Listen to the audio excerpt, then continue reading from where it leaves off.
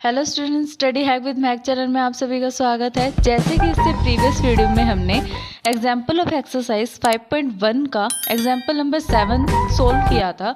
आज हम कर रहे हैं एग्जाम्पल नंबर 8। आइए स्टेटमेंट रीड करते हैं। Find the probability distribution. अब इसके अंदर हमें क्या फाइंड करना है? प्रोबेबिलिटी डिस्ट्रीब्यूशन को of the number of white ball. किसकी प्रोबेबिलिटी डिस्ट्रीब्यूशन को हमने फाइंड करना है? वाइट बॉल की। Drawn and the random, randomly हम ड्रॉन कर रहे हैं। और कितनी बॉल्स को हमने ड्रॉन करना है? 3 बॉल्स को। कैसे ड्रॉन करना है? वो है विदाउट रिप्लेसमेंट। जैसे कि मैंने आपको पहले भी बताया था कि हमें सम को सोल्व करने से पहले क्वेश्चन के अंदर से जो हमें वैल्यूज़ चाहिए उनको ढूंढना आना चाहिए।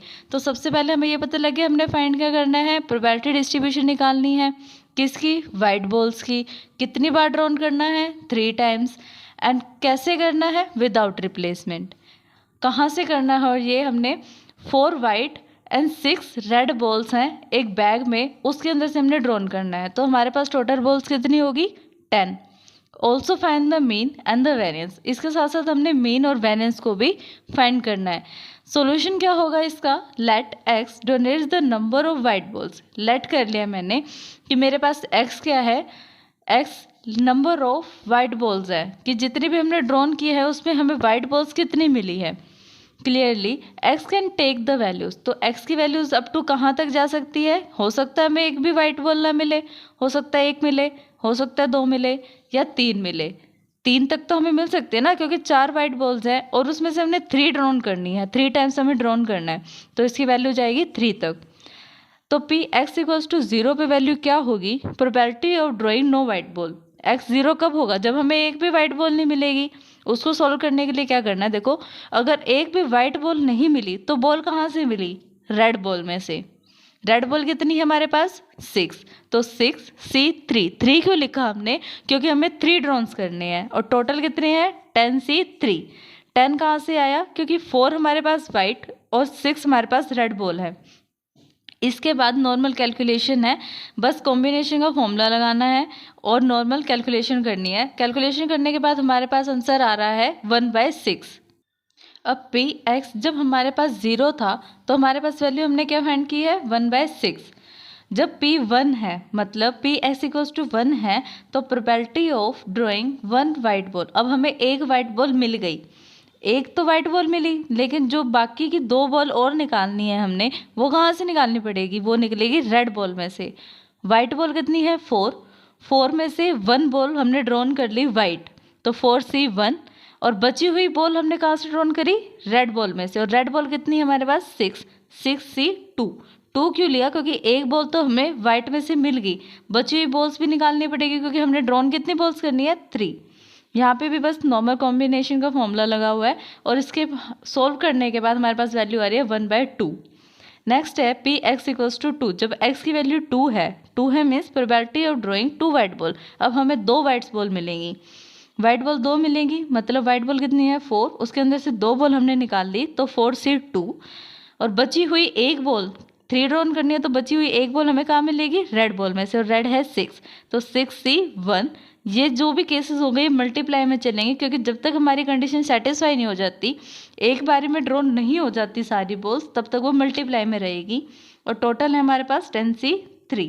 इसको सोल्व करने के बाद हमारे पास वैल्यू आ रही है 3/10। P x equals to 3। अब 3 पे हमारे पास क्या वैल्यू है कि हमने 3 ड्रॉन करने थे और 3 के 3 मुझे वाइट बॉल्स मिल गई हैं। तो 4C3 ये तो नॉर्मल है, और 10C3 क्योंकि जो टोटल है। इसको सोल्व करने के बाद हमारे पास वैल्यू क्या आ रही है? 1/30। तो hence the probability distribution is, probability distribution हमें फाइंड हो गया कि हमने एक्स की वैल्यूज़ क्या क्या ली हैं? 0, 1, 2 और 3। ये हमने एक्स की वैल्यूज़ ली हैं। तो इन पे पॉसिबिलिटी क्या है एक्स की? जब 0 था तो 1/6, 1 था तो 1/2, 2 पे है 3/10 और 3 पे है 1/30। तो calculate the mean and the variance. अब हमें मीन और वेरिएंस भी पूछा गया, तो उसको कैसे सोल्व करेंगे? इसके लिए हमें एक टेबल ड्रॉन करनी है। एक्स पी, एक्स आई और पी आई। एक्स आई की वैल्यू हमारे पास है क्या है? 0, 1, 2, 3। एक्स आई क्या है हमारे पास? जो एक्स हमने लिया था। और पी आई क्या है? जो उन पे हमने वैल्यूज, मतलब उसकी प्रोबेबिलिटी को जो फाइंड किया था। 0 पे मेरी प्रोबेबिलिटी क्या थी? 1/6। 1 पे थी 1/2। और 2 पे 3/10, 3 पे है 1/30।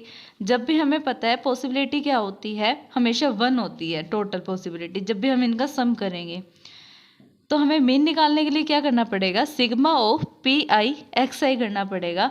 अब देखो एक्स आई है, पी आई है, लेकिन इन दोनों को मल्टीप्लाई करके इनका सम करना पड़ेगा। तो क्या कैसे होगा, इसको इससे मल्टीप्लाई करेंगे तो ये आ रहा है, इनको इनसे मल्टीप्लाई करेंगे तो ये आ रहा है, मतलब इन टर्म्स को इसके साथ मल्टीप्लाई करना है तो ये आउटपुट जा रही है। और जब हम इनका एडिशन करेंगे मतलब सिग्मा करेंगे तो हमारे पास आ रहा है 12/10, इसको फर्दर डिवाइड करेंगे तो आ रहा है 6/5, और यही हमारी क्या है, मीन की वैल्यू है। वेरिएंस की वैल्यू को निकालने के लिए हमने क्या करना पड़ेगा, एक्स आई का स्क्वायर। एक्स आई का स्क्वायर कैसे होगा, 0 का स्क्वायर 0, 1 का स्क्वायर 1, 2 का स्क्वायर 4 और 3 का स्क्वायर 9। अब स्क्वायर वाली टर्म से एक्स जो स्क्वायर वाली टर्म है उसको पी आई से मल्टीप्लाई करेंगे तो क्या आ रहा है हमारे पास, sigma of P I X I का स्क्वायर आ रहा है 2। मीन का क्या फॉर्मूला है, sigma of P I X I, ये हमने पहले भी फॉर्मूला पढ़ लिया और इसकी वैल्यू भी हमने फाइंड कर ली कि 6/5 आ रही है।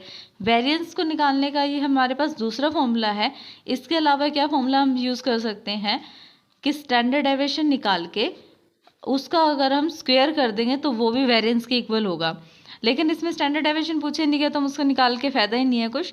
वेरिएंस हम डायरेक्ट निकाल सकते हैं, sigma of P I X I का स्क्वायर माइनस में मीन का होल स्क्वायर। अब sigma of P I X I के होल स्क्वायर की वैल्यू हमारे पास क्या आ रही है 2, और मीन के होल स्क्वायर की वैल्यू है 6/5 का स्क्वायर कर देंगे, 6 का स्क्वायर 36, 5 का स्क्वायर 25, इसको 2 में से हमने माइनस करना है, एलसीएम लेंगे। सोल्व करने के बाद हमारे पास वैल्यू आई है 14/25 and this is the answer. Thanks for watching my video.